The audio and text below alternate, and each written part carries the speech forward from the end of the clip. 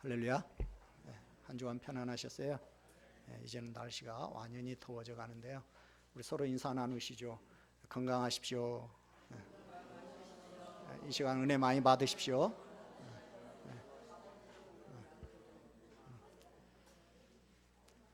자, 우리 지난 시간에는 예수님께서 어쩔 수 없어서가 아니라 하나님의 뜻에 따라서 자발적으로 예수님이 붙잡혀 주셨다라는 내용을 보았습니다. 자, 이제 예수님을 붙잡은 군인들과 성전 수비대가 예수님을 대제사장의 집으로 끌고 갔어요. 54절. 예수를 잡아 끌고 대제사장의 집으로 들어갈세 그랬죠. 자, 우리 성경에는 그냥 대제사장의 집이라고만 나있는데요. 요한복음에 보면 먼저 직전 대제사장인 안나스의 집에 가서 먼저 신문을 받은 다음에 현 제사장인 가야바의 집에로 이제 간 걸로 돼 있어요. 그러니까 여기에 지금 나와 있는 대제사장의 집은 아마 현 제사장인 가야바의 집들로 보입니다. 자, 그런데 예수님이 체포된 때는요 6월절 기간이에요. 이때는 우리 달력으로 오면 3월 4월입니다 그러니까 봄이죠. 거기다가 예루살렘은 해발 800m, 우리나라로 하면 대관령 높이에 위치하고 있어요. 그러니까 제법 쌀쌀합니다. 그래서 이때에는 이제 사람들이 밤에, 더군다나 그 지역은 밤이 되면 온도가 급격히 내려가요. 그래서 밤에 무슨 일을 할 때는 이제 불을 이렇게 모닥불을 지피는 경우가 많죠. 이때도 사람들이 대제사장의 집들 가운데 불을 피워놓고 이제 앉아 있는 거죠. 55절 같이 읽습니다. 사람들이 뜰 가운데 불을 피우고 함께 앉았는지라 베드로도 그 가운데 앉았더니, 그러니까 불을 피웠다는 것은 지금 깊은 밤이라는 것과 날이 꽤 쌀쌀하다는 걸 말하는 거죠. 근데 사람들이 밤중에 왜 흩어지지 않고 지금 모여 있는 거예요? 곧 이제 대제사장을 비롯한 산헤드린 공회의원들이 이제 모인다라는 것과 곧이어 예수님에 대한 신문이 있을 거라는 걸 말하는 거죠. 그러니까 가야바의 집에 있는 이제 산헤드린 공회에 속해 있는 종들이나 관리들은 이제 공회가 열리는 시간에 불을 피워놓고 그 불을 중심으로 이제 모여 앉아 있는 거죠. 베드로도 이제 그곳 틈에 끼어서 추위와 또 두려움에 떨리는 몸을 지금 녹이고 있는 거예요. 마태는 베드로가 그 결국을 보려 함이었다 이렇게 기록해서 결국 위험을 무릅쓰고 그곳까지 베드로가 간 목적이 어디에 있는가를 보여줍니다. 베드로는 예수님의 체포에 대해서 안타까운 마음을 가지고 추후 사태가 어떻게 진행될 것인가 알고자 예수님을 따라갔던 거예요. 그러나 그는 사람들 가운데 앉아서 자기의 신분을 이제 숨긴 채 앉아 있습니다. 근데 베드로를 알아보는 사람이 있었어요. 56절 같이 읽습니다. 한 여종이 베드로의 불빛을 향하여 앉은 것을 보고 주목하여 이르되 이 사람도 그와 함께 있었느니라 하니, 자, 어둠에 자기를 숨기고 멀찍이 예수님을 따라와서 이제 제사장의 집의 뜰에 이제 방관자들과처럼 그렇게 이제 앉아 있었어요. 근데 이제 가운데 모닥불이 타니까 그 불빛이 이게 둘러앉은 사람들을 정면으로 이제 비추게 되죠. 그래서 베드로의 얼굴이 사람들에게 이제 노출이 된 거예요. 타오르는 불빛에 의해서 베드로의 얼굴이 분명히 나타나니까 한 여종이 그를 주목했다고 그랬죠. 여기 주목했다는 말은 그 베드로의 얼굴에 시선을 고정하고 자세히 살펴봤다는 거예요. 그 여종이 이렇게 불에 이렇게 사람들 틈에 끼어서 불을 쬐고 있는 베드로를 보니까 어디서 많이 본 얼굴이라는 거죠. 그래서 뚫어지게 쳐다봤다는 거예요. 그리고 보니까 예수님하고 같이 다니는 제자라는 사실을 알고 이제 고발을 한 거예요. 여기 예수님과 함께 있었다라는 말은 미완료형으로 되어 있습니다. 그러니까 베드로가 그냥 예수님과 한두 번 만난 이런 사람이 아니라 지속적으로 예수님과 함께 붙어있는 제자였다는 얘기죠. 그 순간 베드로는 예수님을 모른다 부인합니다. 오늘 본문에 보면 베드로가 3번이나 예수님을 모른다고 부인해요. 여러분, 지금 베드로에게 어떤 위협이 가해졌습니까? 물론 예수님이 붙잡힌 상황에서 예수님을 안다고 해서 도움될 건 하나도 없어요. 그런다 하더라도 예수님을 안다고 해서 반드시 또 어떤 해를 입을 것이라는 증거도 없어요. 왜? 대제사장이나 종교 지도자들은 예수님만 체포해 왔지 예수님의 제자들은 내버려 뒀거든요. 만약 원래부터 예수님의 제자들까지 다 잡아 죽일 생각이었다면 감람산에서 예수님 체포해 올 때 제자들도 몇 명은 붙잡혀 왔을 거예요. 다 체포되지는 않고 뭐 그중에 도망간 뭐 제자들도 있겠지만 그러나 몇 명은 또 체포됐겠죠. 근데 제자들은 한 명도 체포되지 않았거든요. 그 말은 지금 유대 지도자들의 의도는 제자들이 아니라 예수님이라는 거죠. 그러니까 예수님의 제자라는 사실이 지금 이 시각에 알려진다 할지라도 꼭 무슨 위해를 받을 거라는 그런 확신은 없는 거예요. 근데 베드로는요, 예수님을 모른다 적극적으로 부인합니다. 마태복음, 마가복음에 의하면 베드로는 두 번째는요, 예수님을 알지 모른다고 맹세까지 하고요, 세 번째는요, 아예 저주까지 하면서 예수님하고 나 모르는 사람이라고 부인합니다. 지금 예수님을 모른다고 부인하는 사람이 누구예요? 베드로예요. 베드로가 누굽니까? 자타가 인정하는 예수님의 제자 중에 제자죠. 예수님이 많이 아끼시는 세 제자 중에 한 명이었고 늘 곁에 두었던 제자죠. 그리고 모든 사람들이 베드로가 예수님의 제자라는 이 사실을 다 알고 있어요. 근데 다른 제자도 아니고 지금 베드로가 어떻게 이럴 수 있습니까?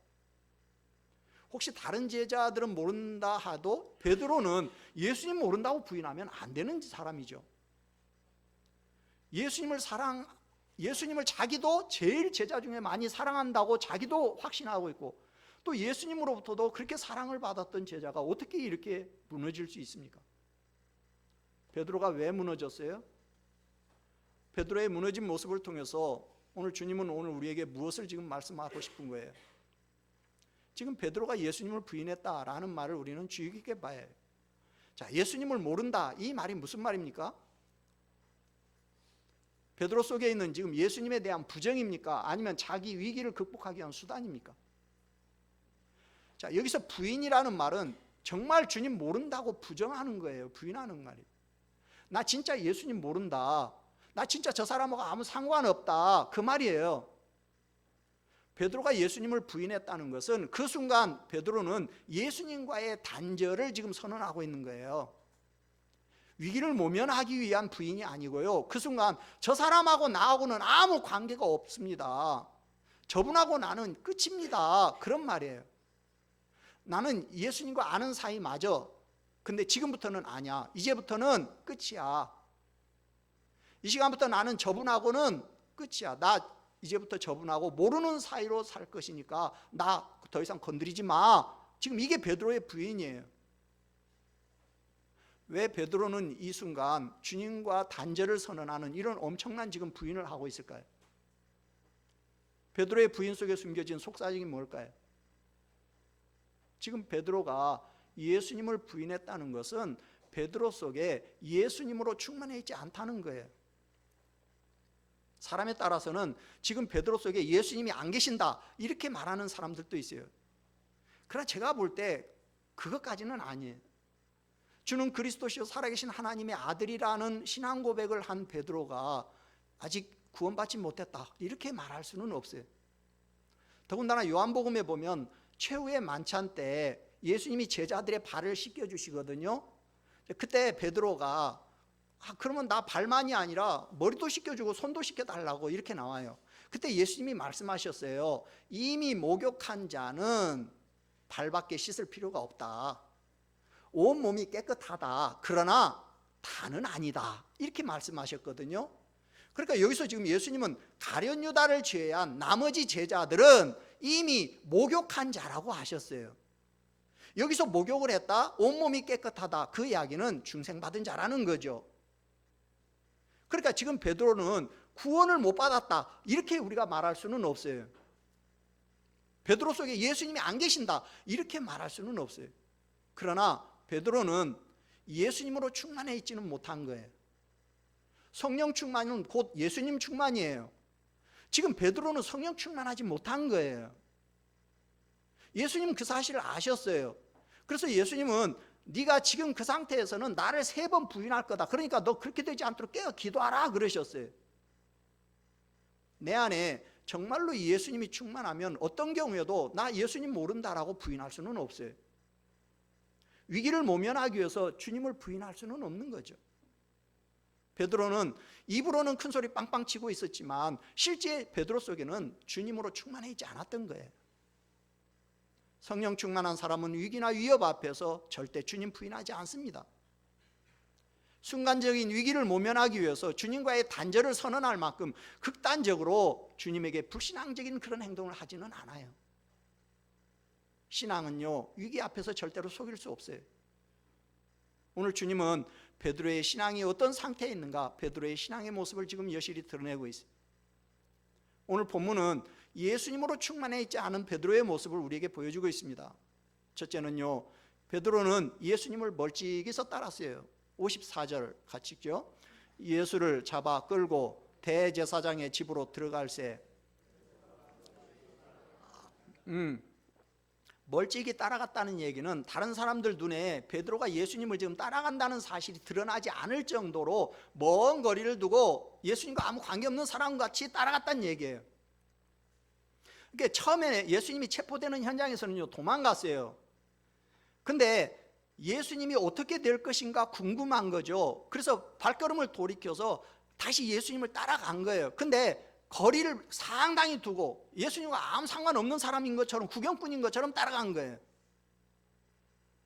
자, 이런 뒤따름은 안위에 대한 걱정스러운 마음을 버릴 수 없어서 취한 행동이지만, 그러나 예수님의 고난에 적극적으로 동참하는 자세는 아니죠. 자기를 예수님의 제자로 지금 알리는 자세도 아니고요. 멀찍이 예수님을 따라가는 베드로의 모습에서 우리는 지금 낙담해 있는, 생명의 위협을 느끼고 극도로 위축되어 있는 베드로의 모습을 봅니다. 지금 베드로와 예수님 사이의 거리는요, 베드로 안에 예수님으로 충만해 있지 못하다는 것을 지금 묘사해 주고 있는 거예요. 그러니까 지금 베드로와 예수님의 그 거리는요, 사실은 베드로의 신앙의 거리인 거예요. 그러니까 베드로 지금 예수님과 동행은 하고 있어요. 동행은 하고 있지만 그 거리가 너무 멀어서 예수님의 제자라기보다는 사실은 주님을 구경하는 구경꾼의 한 사람으로 주님을 지금 따르고 있다는 거예요. 둘째로 베드로는 예수님을 모른다고 거듭 부인해요. 자, 57절 같이 읽습니다. 베드로가 부인하여 이르되 이 여자여 내가 그를 알지 못하노라 하더라. 자, 부인했다는 것은 죽음과 핍박이 두려워서 예수님을 내 주님으로 인정하기를 거부했다는 거죠. 베드로는 예수님의 신문의 현장에서 자기의 안위에 대한 걱정으로 자기가 예수님의 제자라는 사실을 부인했어요. 58절 같이 조금 후에 다른 사람이 보고 이르되 너도 그 도당이라 하거늘 베드로가 이르되 이 사람아 나는 아니로라 하더라. 자, 첫 번째 부인한 지 얼마 되지 않아서 다른 사람이, 여기 사람은 남자입니다, 베드로에게 너 예수님과 한물이지 그랬어요. 근데 베드로는요, 나 예수님과 한물이 아니라고 부인을 해요. 59절 같이 봅니다. 한 시간쯤 있다가 또 한 사람이 장담하여 이르되 이는 갈릴리 사람이니 참으로 그와 함께 있었느니라. 자, 마가는 이 두 번째 부인할 때 조금 후에 그랬는데요, 오늘 누가는 그 조금이라는 게 1시간쯤 된다고 정확한 시간을 말했죠. 여러분, 1시간이면 꽤 긴 시간입니다. 근데 이렇게 긴 시간 동안 사람들이 베드로를 고소하지 않은 이유가 뭘까요? 베드로가 너무나 완강하게 부인하고 있기 때문에. 근데 세 번째 고발자는요, 이 베드로가 예수님과 한 무리라는 사실에 대한 증거를 잡아낸 거예요. 그 증거가 뭐였냐? 바로 갈릴리 사투리였어요. 그러니까 예수님의 제자들은 가룟 유다만 빼놓고는 다 갈릴리 출신들이거든요. 그러니까 그 북부 지방의 독특한 그 사투리, 방언을 이제 사용했단 말이죠. 그러니까 마태는 네 말소리가 너를 표명한다 그랬거든요.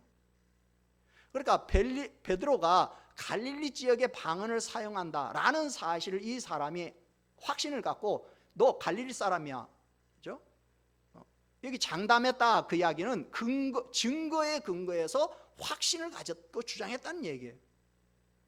근데 요한복음에 보면요, 이 세 번째 사람은요, 이 베드로가 그 귀를 잘라버린 그 말고라는 종의 친척이라고 돼 있어요. 근데 그 사람이 그 현장에 갔다가 베드로를 목격을 했다는 게 나와 있어요. 그러니까 베드로로서는요 정말 빼도 박도 못하는 이제 공경에 처한 거죠.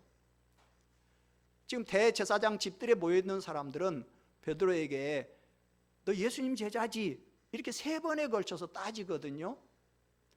그런데요 베드로가 3번 예수님을 부인할 것이다 라는 그 예수님의 한 예언을 이 사람들은 지금 모르고 있어요. 근데 여러분 그 사람들은요 모르고 있지만 지금 자기들은 3번에 걸쳐서 너 예수님 제자지 따져서 결국은 그 예수님의 예언을 지금 성취하고 있는 거예요. 그러면서 60절 같이 읽습니다.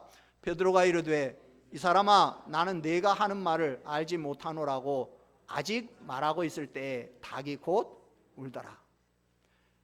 자, 아까 말한 것처럼 마태와 마가는요 저주까지 하면서 예수님 모른다고 부인합니다. 근데요 누가는 그렇게 안 해요.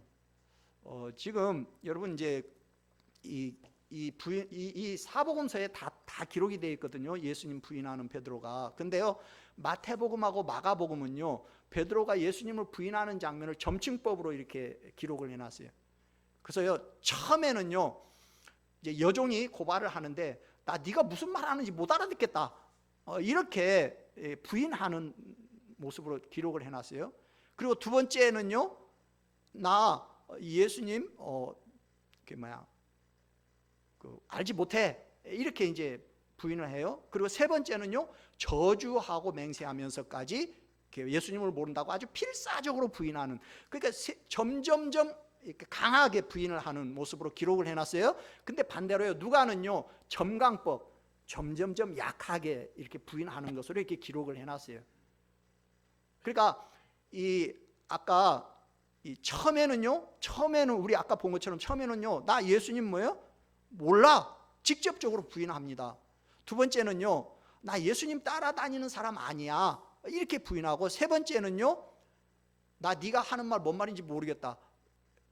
마태와 마가가 첫 번째 해놓은 것을 누가는 세 번째다 이렇게 하고 점강법으로 이렇게 해놨어요. 왜 그러냐면 누가 같은 경우는, 그러니까 두 번째 고발자도 사실 마태 마가복음에 보면 여종이 이렇게 두 번째도 고발한 걸로 돼 있어요. 근데 여기는요 남자가 고발한 걸로 돼 있어요. 그럼 어떻게 된 거냐? 아마 여종이 처음에 고발했는데 남자들이 같이 거기에 동조를 했겠죠. 근데 누가는 왜 남자라고 기록했냐면 남자는 가급적이면 베드로에 대해서 안 좋은 이미지를 주면서 기록하고 싶지 않았던 거예요. 왜?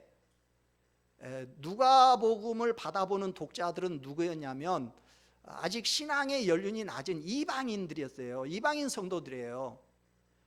근데 베드로에 대해서 안 좋은 쪽으로 이렇게 기록을 해놓으면 그것이 이방인들은 누가 누군지 잘 모르는 상황에서 기독교에 대해서 부정적인 어떤 영향을 끼칠 수 있다고 아마 그런 생각을 한 것 같아요, 누가가. 그래서 누가는 사건에 충실하게 기록을 하기는 하지만 가급적이면 베드로에 대해서 부정적인 측면은 좀 약화시키려는 어떤 그런 의도를 가지고 기록을 해놓은 거죠. 그러나 숨길 수 없는 진실은 뭐냐? 베드로는 어쨌든 3번이나 주님을 모른다고, 예수님과 관계가 없다고 부인했다는 거죠. 왜? 베드로는 예수님으로 충만해 있지 않은 상태였기 때문에. 세 번째, 그러나 베드로가 다시 예수님의 사랑을 입는 순간 회개를 해요. 자, 60절 다시 한번 60절.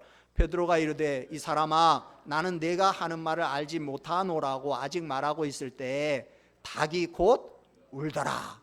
자, 세 번째 부인을 아직 다 끝내지 않았는데 꼭 닭이 울었다는 거예요.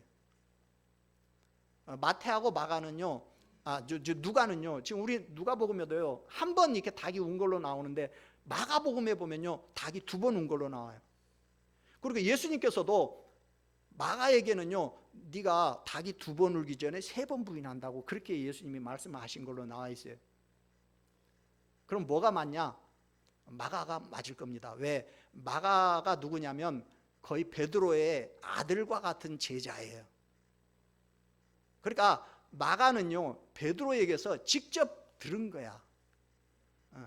그러니까 마가는 베드로가 예수님을 부인하는 이 장면에 대해서 실감나게 들은 거예요, 마가가. 그래가지고 이 실감나게 기록을 더 해놓은 거죠. 구체적으로. 자, 그랬는데 이제 61절 2절 같이 봅니다.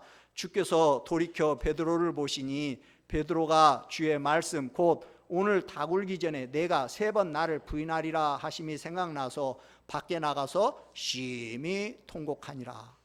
자, 베드로가 예수님 모른다고 3번째 부인하는데 닭이 울었어요. 그때 예수님께서요, 오늘 성경에 보니까 몸을 돌이켜서 베드로를 보셨다 그랬어요. 그 베드로하고 예수님하고 눈길이 딱 마주친 거예요. 그 순간요, 베드로는 비로소 예수님이 그동안 하신 말씀이 탁 떠오른 거예요. 생각난 거예요. 과거에 베드로가 다 주님을 버릴지라도 자기는 절대로 예수님 버리지 않겠다고 호언장담할 때 예수님이 내가 진실로 내게 말하노니 라는 말씀까지 쓰면서 너 3번 나 부인할 거라고 하셨거든요.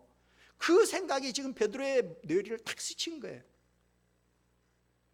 그때 아마 자기를 바라보시는 그 예수님의 그 시선은 아마 베드로에게 굉장히 충격이었을 거예요. 왜냐하면 다 굴기 전에 3번 부인한다고 예수님 말씀하실 때 자기가 그걸 강력하게 부인했거든요. 베드로는 닭 우는 소리를 들으면서 비로소 자기가 지금까지 무슨 짓을 했는가를 깨닫게 된 거예요.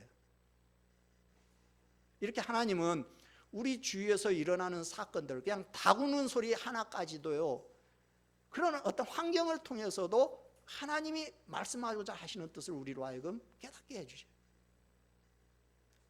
주께서 돌이켜 베드로를 보셨다. 이 말씀은 오직 누가복음에만 기록이 되어 있어요. 그러니까 예수님이 자기를 부인하고 있는 베드로를 향해서 몸을 이렇게 돌리고 그냥 눈만 이렇게 했다는 게 아니라 몸을 돌리고 베드로를 보셨다는 얘기예요. 자, 그 베드로를 보는 예수님의 눈빛이 어떤 눈빛이었을까요? 어떤 사람들은요, 예수님의 눈빛이 실패한 베드로를 책망하는 눈빛이었을 것이다, 뭐 이렇게 말하는 사람이 있는데, 제가 볼 때는 그런 눈빛은 아니었을 것 같아요. 사랑과 연민이 가득 찬 눈빛, 그러면서 다시 재헌신을 요청하는 그런 눈빛이었을 것으로 보입니다. 왜? 우리 32절에서 이미 봤어요. 예수님께서는요, 다시 한번, 그러니까 비록 네가 3번이나 나를 부인함으로 넘어졌지만 그러나 다시 한번 돌이켜서 형제들의 믿음을 굳게 하기를 바라는 그런 마음을 가지고 주님은 베드로를 바라보신 거죠. 자, 뒤이어서 베드로의 이제 회개를 통해서도 이런 부분은 이제 우리가 생각할 수 있겠죠. 그러니까 고통받는 가운데 자기를 바라보시는 주님의 그 사랑과 그 연민의 그 시선과 마주했을 때 베드로는 자기에 대한 주님의 예언을 떠올리고 너무나 이율배반적인 자기의 그 모습에 참 이렇게 통에 자복하지 않을 수가 없었던 거죠. 그래서 일단 너무 부끄러운 심정을 가지고 일단 베드로는요, 그 자리를 벗어나요. 대제사장의 집들에서 집 밖으로 나갑니다. 그리고는요, 거의 아마 몸을 내동댕이 칠 정도로 주저앉아 가지고 큰 소리로, 여기 보니까 통곡했다 그랬죠. 여기 심히 통곡했다, 그 이야기는 심장이 찢어질 정도의 아픔을 가지고 비통하게 후회스러운 통곡을 했다는 얘기예요. 베드로는 과거에 자기가 넘어질 것이다 라는 사실에 대해서 전혀 인정하지 않았어요. 이런 그에게 예수님께서 이미 자신의 배신을 확언하셨다라는 사실을 깨달았을 때 베드로는 예수님을 부인한 사실과 함께 자기의 어리석고도 연약한 모습에 더 괴롭고 아마 더 슬펐겠죠. 그런데 베드로의 이런 태도는요, 가룟 유다와는 또 대조를 이룹니다. 가룟 유다는 중생한 사람이 아니에요. 예수님의 말씀처럼 목욕한 사람이 아니에요. 그러니까 예수님을 배신하고 난 다음에요, 나중에 후회는 해요. 그러나 회개는 안 해요. 그래서 결국 자살하고 이제 끝내버려요. 그러나 베드로는 목욕한 사람이란 말이에요. 중생한 사람이란 말이에요. 그러니까 예수님을 배반하기는 했지만 회개를 통해서 용서를 받아요. 그리고 초대교회의 중심 인물이 돼가지고 결국 복음 전파에 큰 업적을 남기죠. 여러분, 중생한 사람일지라도 이 땅에서 완전 성화는 없습니다. 그렇기 때문에 예수님 믿는 사람도요, 연약하기 때문에 언제든지 넘어질 수 있어요. 중요한 것은 넘어진 후에 자기가 죄인이구나 라는 사실을 인정하고 회개를 통해서 용서받느냐는 거예요. 정말 바람직한 신앙은 물론 죄를 처음부터 짓지 않으면 뭐 더 좋겠지만 아까 말한 것처럼 인간이 그럴 수는 없는 거예요. 그러니까 죄를 깨달았을 때 지체하지 않고 회개하는 데 있는 거예요. 자, 여러분은 지금 예수님으로 충만하고 있습니까? 여러분은 주님과 확실한 관계에 있습니까? 확실히 주님을 만나셨습니까? 어떤 경우에도 주님하고 떨어지지 않을 자신이 있습니까? 만약에 자식을 앞에 놔두고 네가 만일 이 시간에 예수님을 부인하면 네 자식 살려주겠다, 그런데 그렇지 않으면 죽이겠다 라고 위협한다면 어떻게 하겠습니까? 네 신앙을 지킬래? 네 자식의 목숨을 지킬래? 만약에 이렇게 위협한다면 어떻게 하시겠습니까? 여러분, 베드로이기 때문에 더 심각해요. 베드로가 누굽니까? 가장 믿었던 제자예요. 교회 안에 베드로를 자처하는 많은 직분자들이 있지 않습니까? 도저히 있을 수 없는, 믿어지지 않는 사람들이 우리 교회 안에도 있을 수 있다는 거예요. 이런 상황을 만드는 모습이 우리 안에서도 일어날 수 있다는 거예요. 오늘 이 베드로의 모습이 바로 내 모습일 수 있다는 거예요. 피할 수 없는 신앙적인 어려움에 부딪혔을 때 과연 나는 어떤 모습일까? 지금 나에게 베드로와 같은 모습은 없는가? 작은 문제 앞에서도 너무 속절없이 무너지는 내 모습, 위기를 모면하기 위해서 주님을 외면하는 내 모습, 사람들 앞에서 자기 체면 때문에 쉽게 신앙을 허물어버리는 모습, 현실적인 어려움 때문에 신앙이 무너지는 그런 모습은 우리 가운데 없습니까? 여러분은 지금 주님과의 관계가 확실하십니까? 여러분, 오늘 나와 예수님의 관계를 점검해 보시기를 바랍니다. 특별히 직분자들일수록 더 심각하게 오늘 베드로적인 상황을 조심하셔야 해요. 첫째로, 나는 주님과 어떤 관계입니까? 여러분, 구원의 확신이 있습니까? 예수님과의 관계에 확신이 있습니까? 주님에 대한 분명한 신앙 고백이 있습니까? 그리고 거기에 걸맞는 신앙적인 삶이 있습니까? 내 신앙의 위기가 왔을 때 어떻게 하십니까? 주님에 대한 신앙으로 그것들을 이겨내고 있습니까? 여러분, 어떤 위기가 와도 우리는 신앙을 포기하면 안 돼요. 어떤 어려움이 와도 주님을 부인하지 마시기를 바랍니다. 두 번째로, 내 신앙의 진정한 모습을 보여주십시오. 진실한 신앙은 위기 앞에서 속일 수 없어요. 여러분, 나이 드신 분들은 어렸을 때 많이 들으셨을 거예요. 6.25 때 어떤 마을에 공산군이 쳐들어왔다고 그러죠? 예배 드리고 있는데 총 들고 들어와가지고 다 한쪽으로 다 쓸어올고 교회당에 예수님 그 액자가 걸려 있는데 그 액자를 땅에 놓고 이 갓나 새끼들 다 죽여야 하는데, 만약 너희들이 예수님 이 사진에다가 침 뱉고 받고 지나가면 살려주겠다. 그랬더니 어떻게 했다고요? 목사님, 장로님, 집사님들 다 눈물을 흘리면서 예수님 사진에 침 뱉고 받고 지나갔다잖아요. 근데 주일학생 하나가 나는 그렇게 할 수 없다고, 그걸 본 공산군이 다 쏴 죽이고 걔 하나만 살려줬다고 그러잖아요. 아마 여러분 어렸을 때 많이 들었던 예화일 거예요. 1999년 4월 20일 날, 얼마 안 됐어요. 20년 안 됐어요. 99년이니까.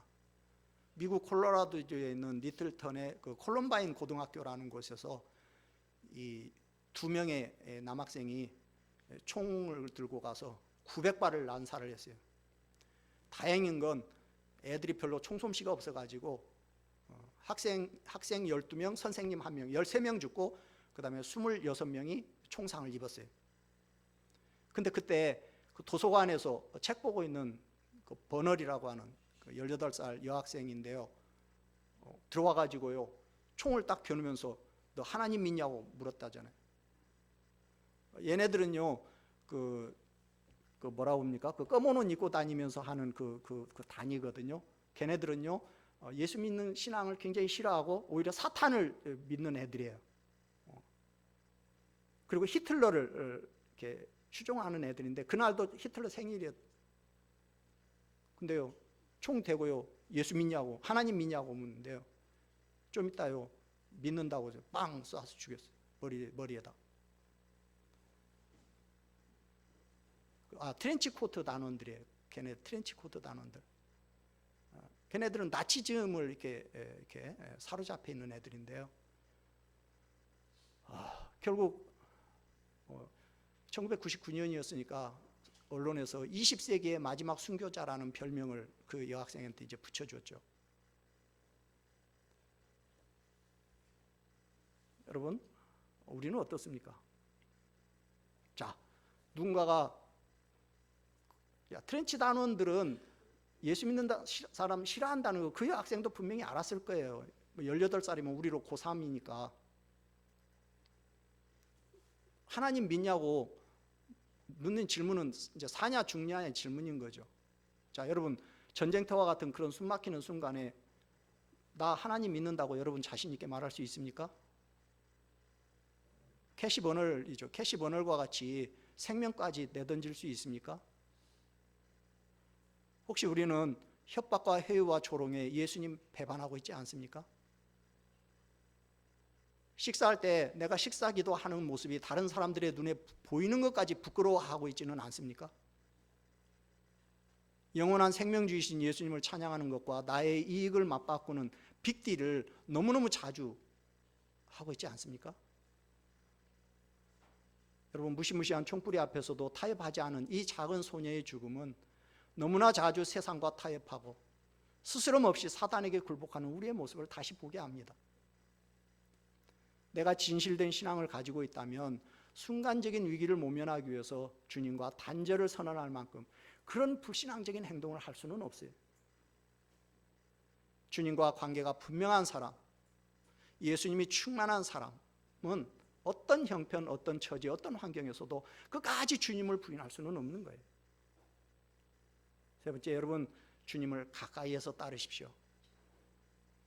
어떤 사람들은요, 교회하고 목사는 불가근 불가원해 갖고 너무 가깝게 해도 못 쓰고 너무 멀리 해도 못 쓰고 적당히 해야 한다고 그러는데요. 여러분, 그러면 안 돼요. 여러분이 교회나 목사와 거리가 멀면 멀수록 그만큼 여러분들의 신앙이, 여러분들의 예수님과의 거리가 그만큼 멀다고 생각하면 돼요. 여러분, 구경꾼이 되시면 안 돼요. 그저 멀찍이 떨어져 가지고 아예 그냥 예수님 떠나서 확 어디로 세상으로 가버리지는 않아요. 따라가긴 가요. 근데 사람들이 내가 정말 예수님의 제자인지를 눈치채지 못할 만큼 거리를 두고서 따라가는 거예요.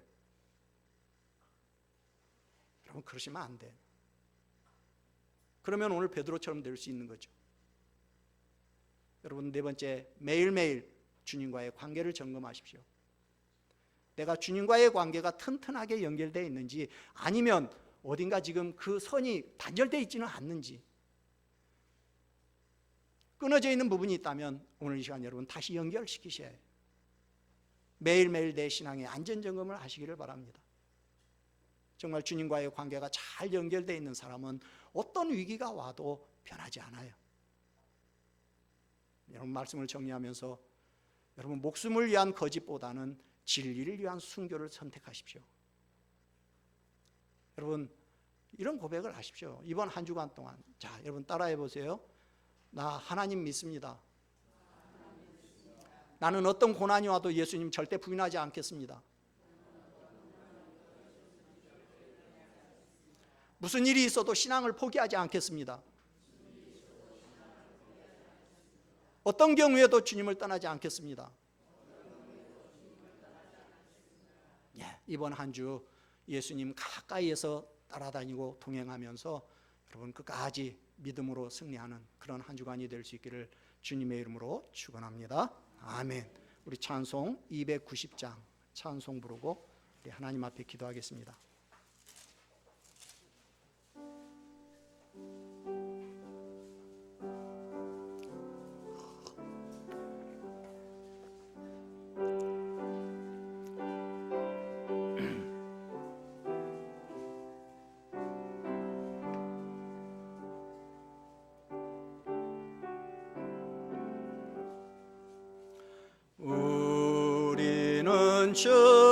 주님을 놀배바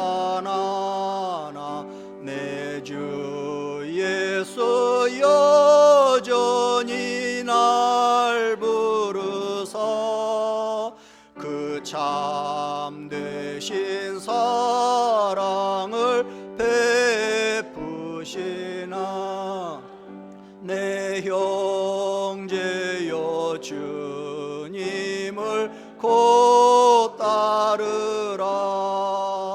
주 논리의 비네 주 논리의 비네 주 논리의 비네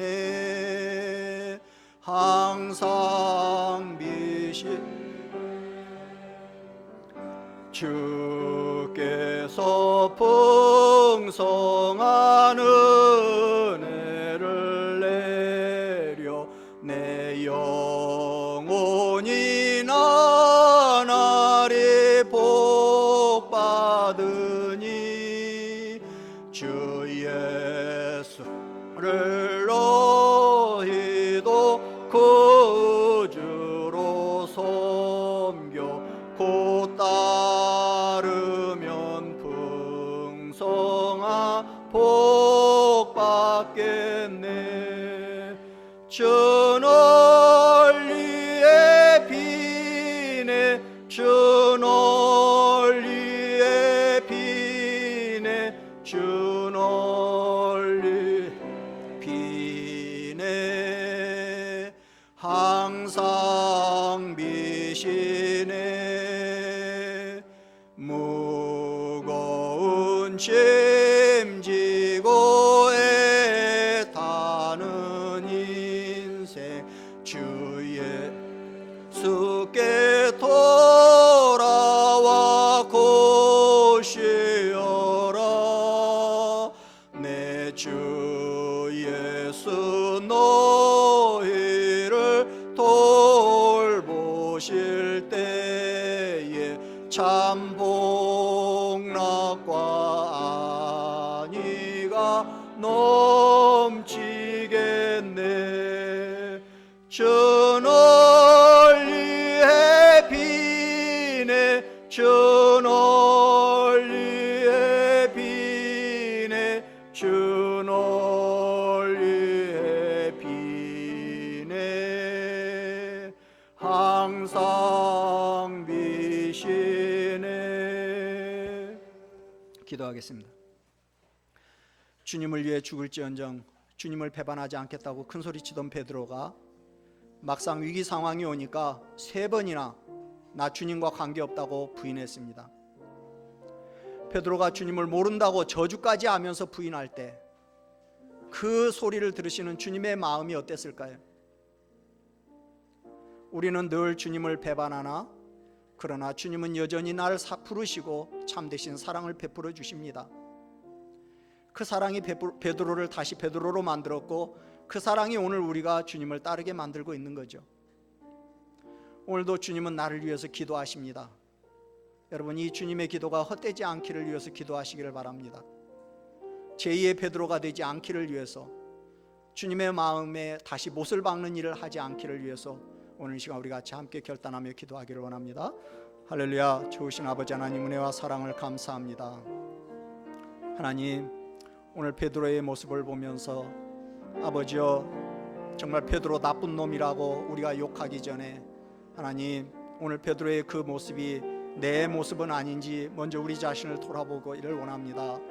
하나님, 정말 나에게 손해가 되고 나에게 피해가 오게 되면 하나님, 우리가 내가 예수님의 제자라는 사실을 아버지여 어떻게든지 감추고 드러내지 않고 멀찍이서 그렇게 주님을 따라가는 그런 아버지여 우리의 모습은 아닌지 오늘 이 시간 우리 자신을 돌아보게 하옵시고, 아버지여 주께서 은혜를 내리시어서 우리 사랑하는 성도님들, 하나님 어떤 상황에서도 하나님을 부인하고 예수님을 부인하는 그런 아버지여 제2의 베드로가 되지 않도록 아버지여 주께서 은혜를 더하시기를 원합니다. 이번 한 주간에도 정말 주님이 함께하여 주시어서 하나님 정말 신앙을 부인하지 아니하고 신앙으로 믿음을 지키고 세상을 정복할 수 있는 믿음의 자녀들이 될 수 있도록, 정말 믿음의 용사들이 될 수 있도록 하나님이여 은혜를 더하여 주시옵소서.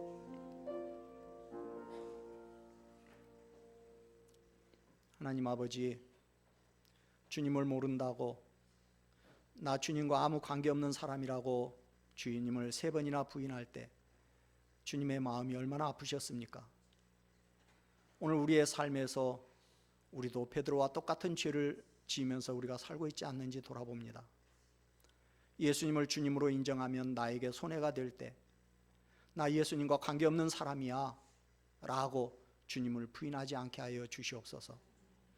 주께서 풍성한 은혜를 내려서 내 영혼이 나날이 복받아 주 예수를 구주로 섬기며 따르게 하여 주시옵소서. 목숨을 위한 거짓보다는 진리를 위한 순교를 택할 수 있는 그런 믿음을 저희들에게 허락하여 주시옵소서. 그래서 이번 한 주간에도 아버지여, 저희들이 세상과 타협하지 않게 하시고 믿음으로 세상을 정복할 수 있는 저희들이 될 수 있도록 은혜를 더하여 주시옵소서. 감사하고 예수님의 이름으로 기도합나이다. 아멘. 여호와는 내게 복을 주시고 너를 지키시기를 원하며, 여호와는 그의 얼굴을 내게 비추사 은혜 베푸시기를 원하며, 여호와는 그 얼굴을 내게로 향하여 드사 평강 주시기를 원하노라. 아멘.